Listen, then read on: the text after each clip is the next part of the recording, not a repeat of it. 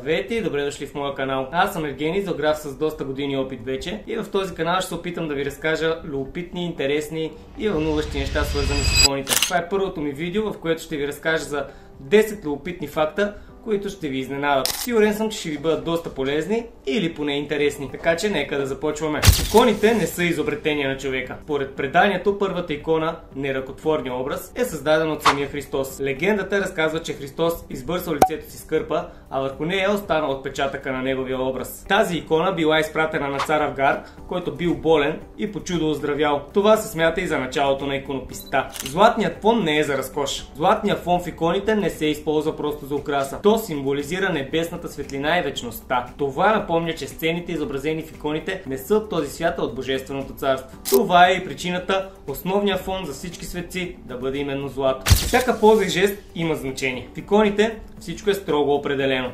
Например, жестът на Христос с благославящата ръка, който изглежда горе-долу ето така, символизира неговата милост и божествената власт. Ръката на Света Богородица, сочета към Христос, показва, че той символизира пътят, истината и живота. Всеки детайл е част от историята, която иконата разказва. В иконите светците често имат големи очи, за да подчертаят тяхната духовна прозорливост, а малките устни символизират важността на мълчанието и на молитвата. Това не е случайно. Всяка черта на лицето е внимателно изработена, за да предаде духовното състояние на светеца. Перспективата е обърната нарочно. Иконите използват обратна перспектива. Докато в традиционната живопис точката на изчезване е дълбоко в картината, тук тя е извън нея, при зрителя. Така се създава усещане, че не ние гледаме иконата, а тя гледа нас. Цветовете разказват история. Всеки цвят в иконата има своята роля. Златото е символ на небесното царство, червеното на жертвата и любовта, синьото на духовността, а зеленото на живота и природата. Цветовете не са случайно подбрани.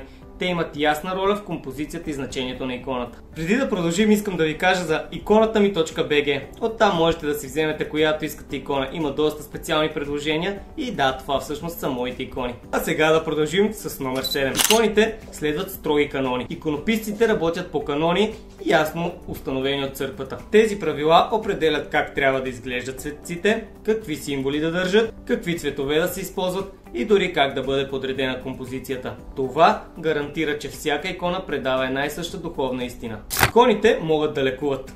Чудотворните икони са известни със своята способност да помагат на хората. Една от най-известните е иконата на Света Богородица Троеручица, която е свързана с много разкази за изцеление и спасение. Не иконата сама по себе си като дърво и изображение е това, което лекува, а Бог или светеца, който е изобразен на нея, чрез нея. Хората вярват, че тези икони са проводници на Божията благодат. Изображенията са целенасочено нереалистични. Иконите, лицата на светците, не приличат на реални портрети. Те са нарочно стилизирани, за да покажат тяхната духовна същност, а не земния им вид. Това е начинът да се подчертае тяхната връзка с Божия свят, а не с земната реалност. И последно, но не по значение, иконите не са идоли. Православната църква ясно подчертава, че иконите не са обект на поклонение сами по себе си. Те са средство за молитва и връзка с Бога. Когато християните се покланят на икони, те отдават почит не на материала, а на изобразеното лице. То може да бъде Христос, Света Богородица или някой от светците. Това бяха 10 любопитни факта за иконите.